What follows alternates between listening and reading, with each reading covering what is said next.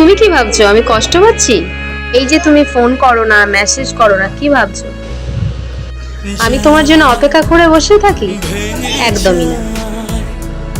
এই যে তুমি প্রতিদিন অনলাইন থাকো, কি ভাবছো আমি লক্ষ্য করি? একদমই না। এই তো ফেসবুক খুলে দেখলাম তুমি 5 মিনিট আগেই অনলাইন ছিলে।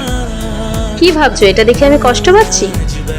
আমার বুকের ভেতরটা দুমড়ে মুচড়ে উঠলো? একদমই না। এতে বরং ভালোই হলো। আমি নিশ্চিন্ত হলাম যে তুমি আমাকে ভুলে গেছো। আমিও আর আশা করব না যে তুমি কোনোদিন ফিরে আসবে। আমাদের বিচ্ছেদ হয়নি, যোগাযোগ বন্ধ হয়ে গেছে মাত্র। তুমি আমাকে কোনোখান থেকে ব্লক করোনি, তুমি শুধু আমার থেকে মুক্তি চেয়েছিলে, আর সেটা আমাকে বলতে পারোনি। হঠাৎ তুমি যোগাযোগ বন্ধ করে দিলে। আমি বুঝলাম যে যাবার সে চলেই যাবে। তাকে বেঁধে রাখার চেষ্টা করিনি বললেও ভুল হবে। তুমি বুঝতে পারোনি, তুমি ছিলে না কোনোদিন।